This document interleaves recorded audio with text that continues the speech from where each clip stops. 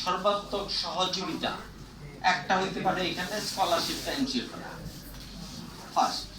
দ্বিতীয় হইতে পারে তাকে প্লান্ট দিয়ে বা প্লান্ট ভ্যারাইটিস মানে ওরিয়েন্টেশন দেওয়া, এটা একটা কাজ হইতে পারে। তৃতীয় কাজটা হইতে পারে এই প্লান্ট স্কলাররা সবাই মানে স্কলার হইতে পারে, আর স্কলার হওয়ার পরে তার মানে জেনারেল এডুকেশন হায়ার এডুকেশনে যাওয়ার জন্যে যে কোনো বিশ্ববিদ্যালয়ে যাওয়ার জন্য এই প্লান্ট স্কলারকে কিভাবে আমরা এই স্কলারকে আরো আমাদের পরিবেশ অঙ্গনে লিডার হিসেবে নিয়ে আসতে পারি। আমাদের অনেক প্রত্যন্ত গ্রাম অঞ্চলে অনেক আমি চ্যারিটি করতাম, 57টা স্কুল এবং বিশ্ববিদ্যালয়ের স্টুডেন্টদেরকে চ্যারিটি দিতাম। হ্যাঁ, তাদের এই পড়ার খরচ, ভর্তির খরচ, মানে হলে থাকার খরচ, কুরবানির দিনের তার বাসায় মানে হলে যে মাংস পৌঁছায় দেওয়া, এটা করতাম। আমাদের এই প্লান্ট স্কলাররা প্রত্যন্ত অঞ্চলে যারা থাকবে তাদেরকে কিভাবে উঠায় আনা যায়, এই উদ্যোগটাও কিন্তু এই প্লান্ট স্কলার দিয়েই আমরা মানে শুরু করতে পারবো। অনেক কাজ করার সুযোগ আছে।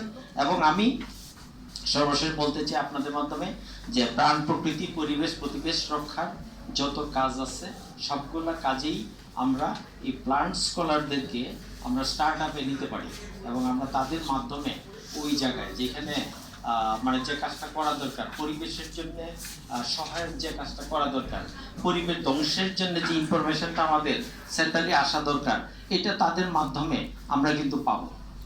আমরা এটা যদি আমরা রক্ষণাবেক্ষণ করতে পারি, প্রত্যেকটা প্লান্ট স্কলার কিন্তু এক সময় এই দেশের লিডার হবে এবং আমার পরিবেশ অঙ্গনের জন্য একটা বড় মাত্রা তৈরি করবে। এটা একটা বড় উদ্যোগ হইতে পারে। আমি মনে করি যে এটা আমাদের একটা কাজের শুরু। তা আজকে যারা আসছেন শুনছেন সবাইকে ধন্যবাদ। প্রাণ প্রকৃতি পরিবেশ প্রতিবেশ রক্ষার জন্য আমরা নিবেদিত হই এবং যেই সংগঠনই করি না কেন, যেই সংগঠনই করি না কেন, নাকটা বন্ধ করে দেখেন যে আপনার সংগঠন আপনাকে বাঁচায় কিনা।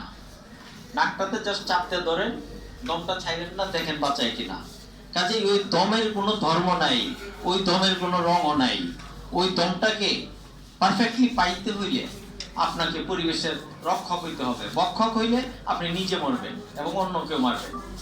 কাজেই আমি চাই সত্যিকার অর্থে আমরা যেন প্রাণ প্রকৃতি পরিবেশ এবং প্রতিবেশ এইটাকে রক্ষা করার জন্য আমার নিজের উদ্যোগটা যেন জীবন্ত থাকে, সক্রিয় থাকে, এইটুকু প্রত্যাশা রেখে আমার বক্তব্য শেষ করছি। ধন্যবাদ সবাইকে।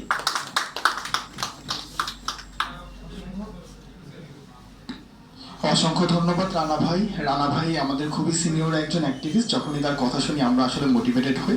আমরা চেষ্টা করব আপনার যে পরামর্শগুলো এইগুলো আমরা প্লান্ট স্কলার টিম আসলে নোট ডাউন করব।